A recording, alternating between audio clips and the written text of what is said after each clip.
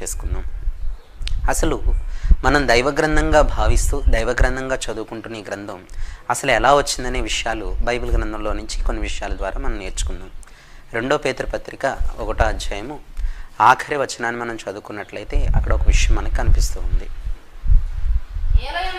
ఏలయనగా ప్రవచనం ఎప్పుడును మనుష్యుని ఇచ్చను బట్టి కలుగలేదు కానీ మనుష్యులు పరిశుద్ధాత్మ వలన ప్రేరేపింపబడిన వారై దేవుని మూలముగా పలికిరి అని చెప్తూ ఉన్నాడు. ఇక్కడ మనం చదువుకున్న వచనంలో దేవుడు సెలవిస్తున్న మాట ఏంటంటే ప్రవచనం ఎప్పుడును. ప్రవచనం అంటే మనం చదువుకుంటున్న వాక్యం. ఎప్పుడును అనే మాటలో మనకి ఏమర్థమవుతుంది అంటే ఎప్పుడును అనే మాట ఒక దీర్ఘకాల సంవత్సరాలను ఉద్దేశించి చెప్పే మాట. మనం కూడా వాడుతూ ఉంటాం ఈ పదాన్ని. ఎప్పుడు ఇలా జరగలేదండి అంటాం. అంటే అర్థం ఏంటి? ఇన్ని సంవత్సరాల కాలంలో ఎప్పుడు ఇలా జరగలేదని అర్థం. కాబట్టి ఇక్కడ ఎప్పుడును అనే మాటను బట్టి మనకి ఏమర్థం అవుతుంది అంటే చాలా దీర్ఘకాల సంవత్సరాలు అనేది మనకు అర్థమవుతుంది.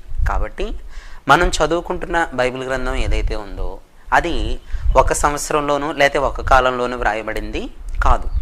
చాలా దీర్ఘకాల సంవత్సరాల్లో వ్రాయబడిందనే విషయం మనకి అర్థమవుతుంది. అంతేకాకుండా అక్కడ మనకి చెప్పిన మాటల్లో ప్రవచనం ఎప్పుడును మనుష్యుని ఇచ్చను బట్టి కలుగలేదు కానీ మనుష్యులు అంటున్నాడు. మనుష్యులు అంటే చాలామంది, మనుష్యుడు అంటే ఒక్కడే, మనుష్యులు అంటే చాలామంది అని అర్థం. కాబట్టి మనం చదువుకుంటున్న ఈ బైబిల్ గ్రంథం ఎవరో ఒక్కరి చేత వ్రాయబడింది కూడా కాదు. మనుష్యులు అన్నాడు కనుక ఇది చాలామంది భక్తుల చేత వ్రాయబడిన గ్రంథం అనే విషయం కూడా మనకి అర్థమవుతుంది. అంతేకాకుండా అక్కడ మనకి ఇంకొక విషయం అర్థమవుతుందంటే తమ సొంత ఇచ్చను బట్టి వ్రాయలేదు కానీ పరిశుద్ధాత్మ వలన ప్రేరేపించబడిన వారే పలికిరి అంటూ ఉన్నాడు. కాబట్టి ఎంతమంది భక్తులు రాసినా ఆయా భక్తులు వారి యొక్క సొంత ఇచ్చను బట్టి, ఇచ్చ అంటే కోరిక, వారికి ఏదో అలా రాయాలనే కోరిక కలిగి ఆ విధంగా వ్రాయలేదు. వారు పరిశుద్ధాత్మ వలన ప్రేరేపింపబడిన వారై దేవుని మూలముగా మాత్రమే వ్రాసారు అనే విషయం అక్కడ మనకి అర్థమవుతూ ఉంది.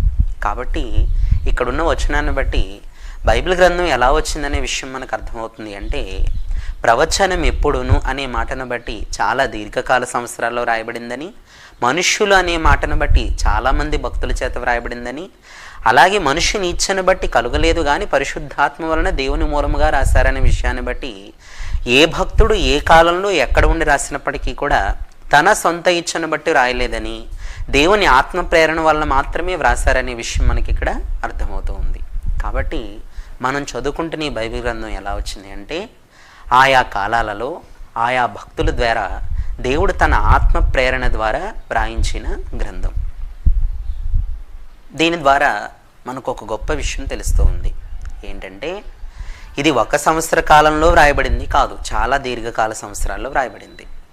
పైగా ఒక భక్తుని చేత వ్రాయబడింది కాదు, చాలామంది భక్తుల చేత వ్రాయబడింది.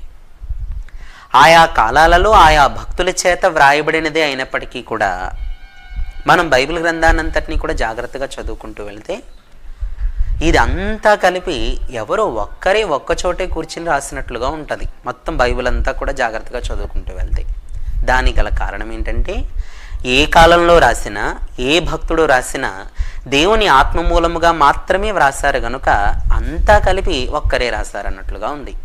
కాబట్టి ఇది దేవుని చేత వ్రాయించబడిన గ్రంథం అనడానికి ఇదే గొప్ప రుజువు.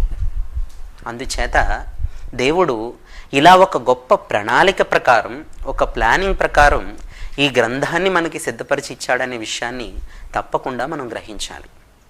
కనుక మనం బైబిల్ గ్రంథం చదువుకుంటున్నప్పుడు మనకి తెలుస్తూ ఉంటుంది. యెషయా గ్రంథం, ఇర్మియా గ్రంథం, పేతురు పత్రిక, ఎఫెసీ పత్రిక, ఇంకా అలా ఈ గ్రంథాలన్నీ మనం చూస్తే ఒక్కొక్క గ్రంథం ఇలా గ్రంథాలన్నీ కలిపి మనం బైబిల్ గ్రంథంగా పిలుస్తున్నాం అనే విషయం మనకు కూడా అర్థమవుతుంది. ఇలా ఆయా కాలాలలో ఆయా భక్తుల చేత ఆయా దేవుడు వ్రాయించి దానిని అంతటినీ కలిపి ఒక గ్రంథంగా సిద్ధపరిచాడనే విషయం ఇక్కడ మనకి అర్థమవుతుంది. కాబట్టి దేవుడు మనకి సిద్ధపరిచిన ఇచ్చిన ఈ గ్రంథం చాలా వేల సంవత్సరాల్లో వ్రాయబడింది. పైగా అనేక మంది భక్తుల చేత వ్రాయబడింది. ఏ భక్తుడు ఎక్కడ ఉండి రాసినప్పటికీ కూడా దేవుని మూలముగా మాత్రమే వ్రాయబడిందనే విషయాన్ని ఇక్కడ మనం గమనించాలి. ఇలా ఒక గొప్ప ప్లానింగ్ ప్రకారం దేవుడు ఈ గ్రంథాన్ని మనకి సిద్ధపరచడమే కాకుండా దేవుడు చేసిన గొప్ప కార్యం ఏంటంటే అది మన భాషలో వ్రాయబడిన గ్రంథం కాదు.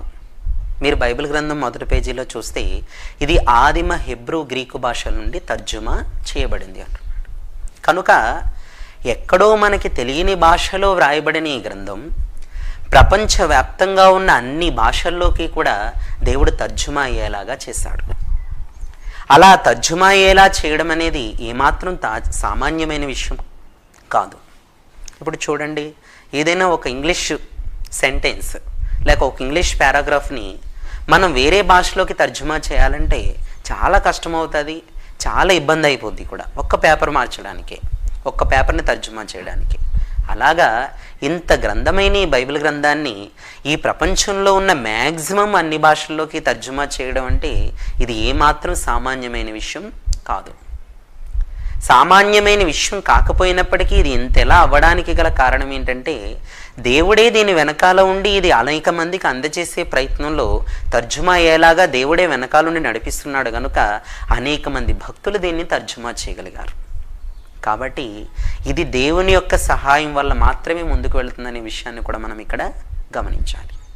అంతేకాకుండా బైబిల్ గ్రంథం ముద్రించబడి అనేక మందికి అందచేయబడాలనే దేవుని యొక్క సంకల్పం చేతనే మొట్టమొదటిగా అసలు ప్రింట్ యంత్రం మీద లేక అచ్చు యంత్రం మీద ముద్రించబడిన గ్రంథం ఏంటంటే బైబిల్ గ్రంథం.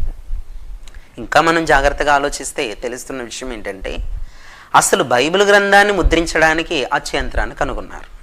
కాబట్టి దీని వెనకాల అంతా దేవుడుండి సహాయం చేసి ఇది ప్రతి మనిషికి అందాలనే ప్రయత్నంలోనే ఈ పనులన్నీ జరిగిస్తున్నాడనే విషయాన్ని ఇక్కడ మనం గమనించాలి.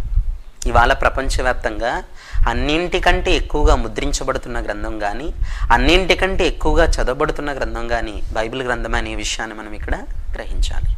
కాబట్టి దేవుడు ఇలా ఒక ప్లానింగ్ ప్రకారం దీన్ని వ్రాయించడమే కాకుండా దీనిని ప్రతి మనిషికి అందచేసే విషయంలో ఎన్నో గొప్ప ప్లానింగ్ చేశాడు, ఎన్నో గొప్ప గొప్ప ఆశ్చర్య కార్యాలు చేశాడు. ఎంతోమంది భక్తులు ఈ బైబిల్ గ్రంథాన్ని అనేక మందికి అందచేసే ప్రయత్నంలో వారి ప్రాణాలను వారి కుటుంబాలను కూడా త్యాగం చేశారు. అలా ఎంతోమంది భక్తులు వారి యొక్క ప్రాణ త్యాగాల ద్వారా, వారి కుటుంబ త్యాగాల ద్వారా, వారి సుఖాల త్యాగాల ద్వారా ఈ గ్రంథం మనకు అందచేయబడిందనే విషయాన్ని ఇక్కడ మనం గమనించాలి. అంతేకాకుండా ఈ బైబిల్ గ్రంథం ఇలా విస్తరిస్తున్న తరుణంలో దీనిని ఇలా విస్తరించనివ్వకూడదని చాలామంది ఆప్ చేసే ప్రయత్నాలు చేశారు. పైగా ఇలా ఆప్ చేయాలనే ప్రయత్నాలు చేసిన వాళ్ళు ఏమాత్రం సామాన్యమైన వ్యక్తులు కాదు. మహా గొప్ప చక్రవర్తులే ఈ బైబిల్ గ్రంథాన్ని విస్తరించకూడదని, మనుషుల మధ్యకి ఇది వెళ్ళకూడదని ఆప్ చేయాలనే ప్రయత్నాలు చాలామంది చేశారు. అయితే ఎంతమంది ఎన్ని విధాలుగా దీన్ని ఆప్ చేద్దామని ప్రయత్నాలు చేసినప్పటికీ కూడా దీనిని విస్తరించనివ్వకుండా ఆప్ చేయడం అనేది ఎవరి తరము కూడా కాలేదు. కారణం ఏంటంటే దీనిని విస్తరించే పని చేస్తూ ఉన్నది మనుష్యులు కాదు, దేవుడే ఇది అనేక మందికి అందచేయాలనే ప్రయత్నంలో విస్తరింపచేస్తూ ఉన్నాడు కనుక ఆ దేవుని కార్యాన్ని జరిగించడం, దాన్ని జరగనివ్వకుండా ఆప్ చేయడం అనేది ఎవ్వరి తరము కూడా కాదు. అందుకే ఎంతోమంది ఈ బైబిల్ గ్రంథాన్ని విస్తరించనివ్వకుండా ఆప్ చేద్దాం అనుకున్నప్పటికీ కూడా వారి వారి ప్రయత్నాలలో విఫలమయ్యారనే విషయమే మనకు అర్థమవుతూ ఉంటుంది. కాబట్టి ఇక్కడ మనం జాగ్రత్తగా గమనించవలసిన విషయం ఏంటంటే దేవుడు ఈ బైబిల్ గ్రంథాన్ని ఇలా వ్రాయించడమే కాకుండా దానిని చక్కగా సిద్ధపరచడమే కాకుండా మన భాషల్లో మనకు అర్థమయ్యేలాగా తర్జుమా చేయించడమే కాకుండా అనేక మందిని ఇది మన చేతిలోకి రానివ్వకుండా ఆప్ చేయాలని ప్రయత్నాలు చేసినప్పటికీ కూడా ఈ దేవుడు దీన్ని మనకు అందచేసేలా చేశాడు అంటే దీనిని మనకి ఇవ్వడంలో దేవునికి తప్పకుండా ఏదో ఒక ఉద్దేశం ఉందనే విషయాన్ని ఇక్కడ మనం గమనించాలి. కాబట్టి అసలు దేవుడు ఈ గ్రంథాన్ని ఇన్ని విధాలుగా సిద్ధపరిచి ఇంత ఒక ప్లానింగ్ ప్రకారం మన చేతికి అందేలాగా ఎందుకు చేశాడు, అసలు ఈ గ్రంథాన్ని ఇవ్వడంలో దేవుని యొక్క ఉద్దేశం ఏంటనేది మనం తప్పకుండా గ్రహించాలి. అయితే ఈ బైబిల్ గ్రంథాన్ని అసలు దేవుడు మనకి ఎందుకు ఇచ్చాడనే విషయం మీద మనకి చాలా అవగాహన ఉండొచ్చు, లేక చాలా ఆలోచన చేయొచ్చు. దేవుణ్ణి మనం తెలుసుకోవాలని, లేక దేవుడు గొప్పవాడని మనం తెలుసుకోవాలని, లేక దేవుడు అనేకమైన ఆశ్చర్య కార్యాలు చేశాడని తెలుసుకోవాలని, దేవుడు ఈ సృష్టినంతటినీ చేశాడని తెలుసుకోవాలని, దేవుడు తన కుమారుడైన యేసుక్రీస్తుని మన కొరకు రక్షకుడిగా పంపించాడని తెలుసుకోవాలని, దేవుడు ఈ బైబిల్ గ్రంథాన్ని వ్రాయించాడని మనం చాలా విషయాలు, చాలా కారణాలు చెప్పచ్చు. అయితే ఇవన్నీ కారణాలు కలిపి అసలు ఈ బైబిల్ గ్రంథాన్ని ఎందుకు ఇచ్చాడో దేవుడు ఒక్క మాటలో చెప్పాడు. ఇవన్నీ కలిపి ఒక్క మాటలో చెప్పాడు. అసలు ఈ బైబిల్ గ్రంథాన్ని ఇవ్వడంలో దేవుని యొక్క ఉద్దేశం ఏంటో మనం ఒకసారి దేవుణ్ణి అడిగి తెలుసుకున్నాం. అలా దేవుణ్ణి అడిగినట్లయితే దేవుడు తన వాక్యం ద్వారా మనకి ఇస్తున్న జవాబు ఏంటంటే 2 తిమోతి పత్రిక 3వ అధ్యాయం 14వ వచనం చదువుకుందాం. 2 తిమోతి పత్రిక 3వ అధ్యాయం 14వ వచనం. క్రీస్తు యేసునందు ఉంచవలసిన విశ్వాసము ద్వారా రక్షణార్థమైన జ్ఞానము నీకు కలిగించుటకు శక్తిగల పరిశుద్ధ లేఖనములు అంటున్నాడు. చూసారా, పరిశుద్ధ లేఖనములు అంటే మనం చదువుకుంటున్న ఈ బైబిల్ గ్రంథం. ఇక్కడ చెబుతున్న మాటలో క్రీస్తు యేసునందు ఉంచవలసిన విశ్వాసము ద్వారా అంటున్నాడు. అంటే ఎవరైతే యేసుక్రీస్తునందు విశ్వాసం ఉంచుతున్నారో అలా యేసుక్రీస్తునందు విశ్వాసం ఉంచిన ప్రతి వారికి కూడా రక్షణార్థమైన జ్ఞానాన్ని కలిగించడానికి దేవుడు ఈ బైబిల్ గ్రంథాన్ని ఇచ్చాడనే విషయం ఇక్కడ మనకి అర్థమవుతుంది. అందుకే యేసుక్రీస్తునందు విశ్వాసం ఉంచిన ప్రతి వారి చేతికి కూడా దేవుడు ఈ బైబిల్ గ్రంథాన్ని అందేలాగా చేస్తూ ఉన్నాడు. అలా యేసుక్రీస్తునందు విశ్వాసం ఉంచిన ప్రతి వారికి కూడా ఈ దైవ గ్రంథాన్ని అందేలా ఎందుకు చేస్తున్నాడు అంటే అక్కడ ఒక మాట క్లియర్గా చెప్పాడు. ఏంటంటే రక్షణార్థమైన జ్ఞానాన్ని కలిగించడానికి. కాబట్టి దేవుడు ఇంత ఒక ప్లానింగ్ ప్రకారం దీన్ని మనకి సిద్ధపరిచి ఇవ్వడానికి గల కారణం ఏంటంటే మనకి రక్షణార్థమైన జ్ఞానాన్ని కలిగించడానికి దేవుడు ఈ పరిశుద్ధ లేఖనాల్ని ఇచ్చాడనే విషయం అక్కడ మనకి అర్థమవుతుంది. కాబట్టి దేవుడు మనకి బైబిల్ గ్రంథాన్ని ఇచ్చింది మనకి రక్షణార్థమైన జ్ఞానాన్ని కలిగించడానికి. ఇంతకీ రక్షణార్థమైన జ్ఞానము అంటే ఏంటి అసలు అనేది మనం తప్పకుండా తెలుసుకోవాలి. రక్షణార్థమైన జ్ఞానము అనే మాటకి మనకు అర్థం తెలియాలి అంటే అసలు ఫస్ట్ రక్షణ అంటే ఏంటో తెలియాలి. రక్షణ అంటే అర్థం ఏంటి? దీనికి చాలా అర్థాలు చెప్పచ్చు ఎవరైనా సరే. అసలు మామూలుగా రక్షణ అనే పదానికి అర్థం ఏంటంటే ఇప్పుడు చూడండి, ఎవరైనా ఒక అపాయంలో ఉన్నారనుకోండి, మనం వెళ్ళి ఒకవేళ వారిని కాపాడామనుకోండి, అలా కాపాడిన తర్వాత వాళ్ళు ఏమంటారు? వీరే మమ్మల్ని రక్షించారు అంటారు. ఇప్పుడు వీరే మమ్మల్ని రక్షించారు అంటే అర్థం ఏంటి? అక్కడ అపాయం నుంచి కాపాడారు అని అర్థం. కాబట్టి రక్షణ అంటే ఏదైనా ఒక అపాయం నుంచి కాపాడబడడం లేక తప్పించబడడం. రక్షణార్థమైన జ్ఞానం అంటే అర్థం ఏంటన్నమాట? ఇప్పుడు అంటే ఏదో ఒక అపాయం నుండి తప్పించుకునే జ్ఞానము అని అర్థం. ఏదైనా ఒక అపాయం నుంచి కాపాడబడగలిగే జ్ఞానము, ఒక అపాయం నుండి తప్పించే జ్ఞానము అనే విషయం మనకి అర్థమవుతుంది. కాబట్టి ఇక్కడ మనం గ్రహించవలసిన విషయం ఏంటంటే దేవుడు మనకి ఈ దైవ గ్రంథంగా బైబిల్ గ్రంథాన్ని అనుగ్రహించింది మనం ఏదో ఒక అపాయం నుండి తప్పించుకునే జ్ఞానాన్ని నేర్పించడానికి దేవుడు ఈ దైవ గ్రంథం ఇచ్చాడనే విషయం ఇక్కడ మనకి అర్థమవుతుంది. కాబట్టి మనం తెలుసుకోవలసిన చాలా ముఖ్యమైన విషయం ఏంటంటే దేవుడు మనకు ఈ గ్రంథాన్ని ఇచ్చింది రాబోతూ ఉన్న ఒక గొప్ప అపాయం నుండి తప్పించుకునే జ్ఞానాన్ని మనం నేర్చుకోవడానికి దేవుడు ఈ బైబిల్ గ్రంథాన్ని ఇచ్చాడు. అసలు ఇప్పుడు రాబోతున్న అపాయం ఏంటి, ఏ అపాయం నుండి మనం తప్పించుకోవడానికి దేవుడు ఈ దైవ గ్రంథాన్ని ఇచ్చాడనే విషయాల్ని మనం ఒకసారి బైబిల్ గ్రంథంలో నుండి చూద్దాం. ఒకసారి మనం జఫన్యా గ్రంథం 1వ అధ్యాయము 18వ వచనం చదువుకుందాం. జఫన్యా గ్రంథం 1వ అధ్యాయము 18వ వచనం నుండి. యెహోవా ఉగ్రత దినమున తమ వెండి బంగారములు వారిని తప్పింపలేకపోవును, రోషాగ్ని చేత భూమి అంతయు దహింపబడును. హఠాత్తుగా ఆయన భూనివాసులందరినీ సర్వనాశనము చేయును. ఇక్కడ మనం చదువుకున్న మాటను బట్టి మనకు అర్థమవుతున్న విషయం ఏంటంటే త్వరలో దేవుడు ఈ భూమినంతటినీ కూడా కాల్చివేయబోతున్నాడు, ఈ భూనివాసులందరినీ కూడా నాశనం చేయబోతున్నాడు అనే విషయాన్ని ఇక్కడ మనకి చెప్తూ ఉన్నాడు. కాబట్టి త్వరలో ఈ సృష్టి అంతా కూడా నాశనము కాబోతూ ఉంది. దేవుడు ఈ సృష్టిని అంతటినీ కూడా నాశనం చేయబోతూ ఉన్నాడు. అందుచేత దేవుడు నాశనం చేయబోయే ఆ నాశనం ఏదైతే ఉందో ఆ నాశనం చాలా దగ్గరలో ఉందనే విషయాన్ని ఇక్కడ మనం గమనించాలి. దేవుడు ఇక్కడ ఏం చెప్తున్నాడు అంటే తన రోషాగ్ని చేత ఈ సృష్టినంతటినీ, ఈ భూమి అంతటినీ కూడా కాల్చివేయబోతున్నాడు అనే విషయాన్ని ఇక్కడ చెప్తూ ఉన్నాడు. ఇదే విషయం మనకి పేతృపత్రికలో కూడా చెప్తూ ఉన్నాడు. ఒకసారి 2వ పేతృపత్రిక 3వ అధ్యాయం 10వ వచనం కూడా చదువుకుందాం. అయితే ప్రభువు దినము దొంగ వచ్చినట్లు వచ్చును, ఆ దినమున ఆకాశములు మహాధ్వనితో గతించిపోవును, పంచభూతములు మిక్కటమైన వేండ్రముతో లయమైపోవును, భూమియు దాని మీద ఉన్న కృత్యములు కాలిపోవును అని చెప్తూ ఉన్నాడు. కాబట్టి త్వరలో ఈ భూమి మీద ఉన్న కృత్యములన్నీ కాలిపోతాయి. ప్రభువు దినము దొంగ వచ్చినట్లు వచ్చును అంటున్నాడు. కనుక యేసుప్రభు యొక్క రాకడలో దేవుడు ఈ సృష్టిని అంతటినీ కూడా నాశనం చేయబోతూ ఉన్నాడు. పైగా ఆ నాశనం ఎప్పుడనేది ఎవ్వరికీ కూడా తెలియదు. అందుకే అక్కడ దొంగ వచ్చినట్లు వచ్చును అన్నాడు. ఇందాక మనం చదువుకున్న జఫన్యా గ్రంథం 1:18లో కూడా మనుష్యులందరి మీదకి హఠాత్తుగా నాశనం వచ్చును అన్నాడు. కాబట్టి ఎవరు అనుకోని గడియలో, ఎవరు ఊహించని గడియలో యేసు ప్రభు యొక్క 2వ రాకడ జరగదు. ఈ సృష్టి అంతా నాశనం అయిపోవడం అనేది జరుగుతుందనే విషయం ఇక్కడ మనకి అర్థమవుతుంది. అయితే ఇప్పుడిప్పుడు చాలామందికి కూడా అర్థమవుతున్న విషయం ఏంటంటే త్వరలో ఈ భూమి కాలిపోబోతుంది, కాబట్టి మనం ఎక్కడైనా నివాసాలు ఉండడానికి ఏర్పాటు చేసుకుంటే బాగుంటుందని అనుకుంటున్నారు. కానీ దేవుడు నాశనం చేయబోతున్న ఆ నాశనం నుండి, లేక దేవుడు త్వరలో కాల్చివేయబోతున్న ఈ నాశనం నుంచి తప్పించుకోవడం అనేది దేవుడు ద్వారా మాత్రమే జరిగే పని తప్ప ఇక మనం ఎలాంటి ప్లానింగ్లో ఏం చేసుకున్నా కూడా తప్పించుకునే అవకాశం లేనే లేదు అనే విషయాన్ని ఇక్కడ మనం గమనించాలి. కాబట్టి దేవుడు త్వరలో ఈ భూమినంతటినీ కూడా తన రోషాగ్ని చేత, తన అగ్ని చేత కాల్చివేయబోతున్నాడు. అలా కాల్చివేయబడే దినాన్ని దేవుడు ఆల్రెడీ నిర్ణయించి ఉంచాడు.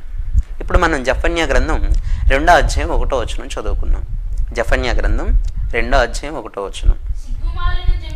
సిగ్గుమాలిన జనులారా కూడిరండి, పొట్టు గాలికి ఎగురునట్లు సమయము గతించుచున్నది, విధి నిర్ణయము కాకమునిపి యెహోవా కోపాగ్ని మీ మీదికి రాకమునిపి మిమ్ముని శిక్షించుటకై యెహోవా ఉగ్రత దినము రాకమునిపి కూడిరండి. దేశములో సాత్వికులై ఆయన న్యాయ విధులను అనుసరించుచు సమస్త దీనులారా యెహోవాను వెదకుడి. మీరు వెదకి వినయము గలవారై నీతిని అనుసరించిన ఎడల ఒకవేళ ఆయన ఉగ్రత దినమున దాచబడుదురు అంటున్నాడు. ఇక్కడ దాచబడుదురు అంటే తప్పించబడుదురు అని అర్థం.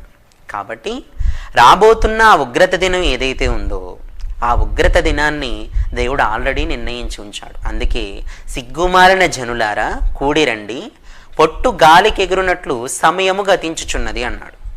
పొట్టు గాలికి ఎగురునట్లు సమయం గతిస్తుందనే విషయాన్ని ఎందుకు చెప్తూ ఉన్నాడు అంటే అసలు ఇక్కడ సమయాన్ని గురించిన ప్రస్తావన ఎందుకు వచ్చింది అంటే రోజులు గడిచిపోతున్న కొలది దేవుడు నిర్ణయించిన ఆ ఉగ్రత దినం చాలా దగ్గరైపోతూ ఉంది కనుక రాబోతున్న ఆ ఉగ్రత నుంచి మనం తప్పించుకోవడం కొరకే దేవుడు కూడిరండి అంటున్నాడు. యెహోవా ఉగ్రత దినము మీ మీదకి రాకమునిపే మీరు కూడి వచ్చి ఇప్పటికైనా దేవుడు ఆ ఉగ్రత నుండి తప్పించుకునే జ్ఞానాన్ని నేర్పిస్తూ ఉండగా ఆ జ్ఞానాన్ని మనం నేర్చుకుని ఆ ఉగ్రత నుండి తప్పించుకునే వారముగా ఉండాలి అనే విషయాన్ని అక్కడ చెప్తూ ఉన్నాడు. అదే చెప్పాడు అక్కడ.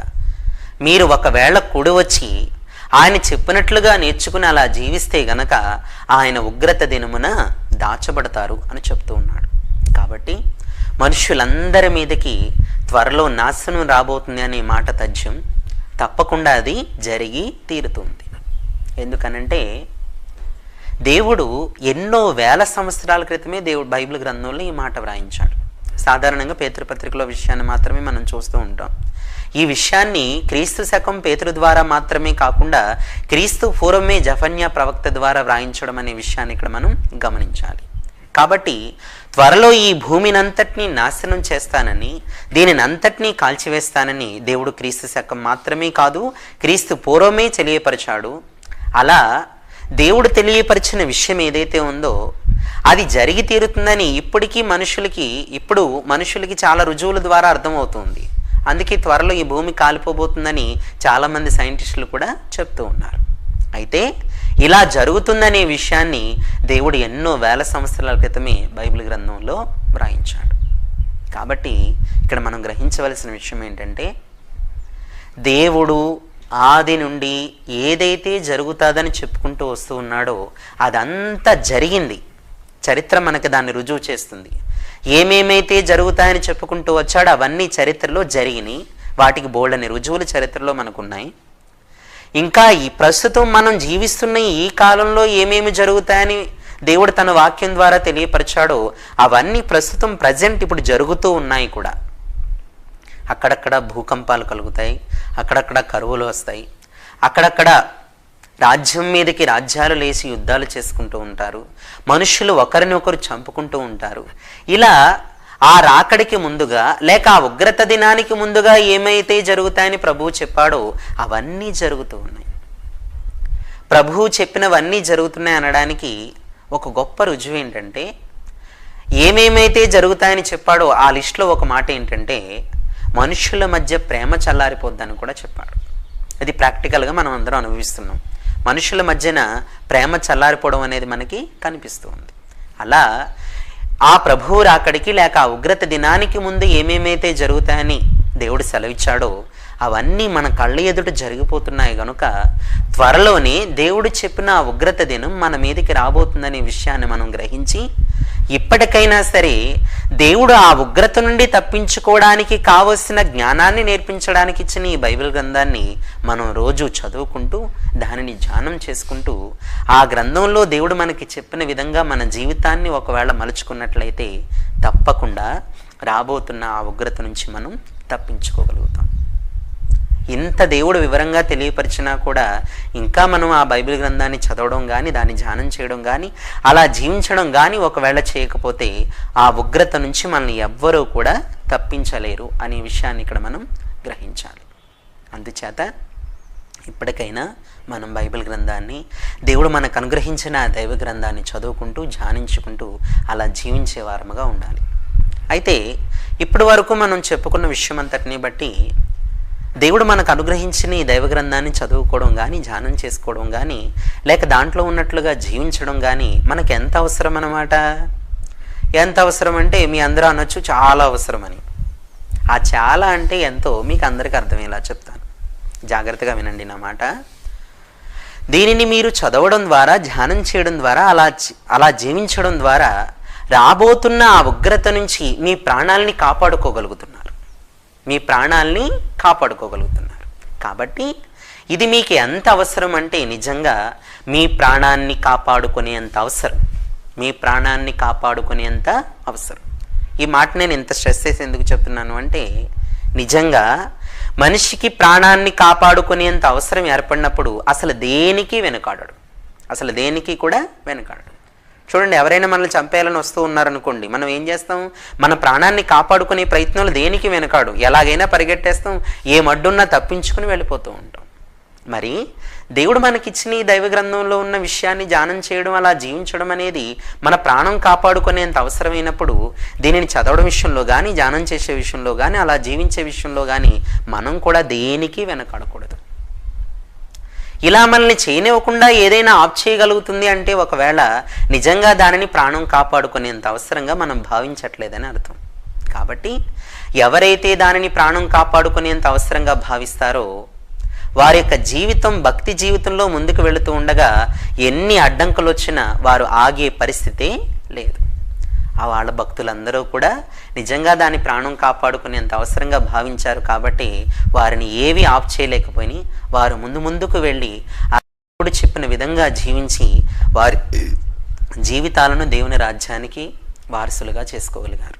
కాబట్టి మనం కూడా మన జీవితాలలో బైబిల్లో దేవుడు చెప్పిన ప్రకారం జీవించే విషయంలో కానీ దాన్ని చదువుకునే విషయంలో కానీ ధ్యానం చేసుకునే విషయంలో కానీ ఎన్ని ఆటంకాలు వచ్చినా ఆగిపోకుండా ముందుకి కొనసాగుతూ ఆ జ్ఞానం ప్రకారం మన జీవితాలను మలుచుకొని రాబోతున్న ఆ ఉగ్రత నుంచి తప్పించుకునే వారముగా ఉండాలి.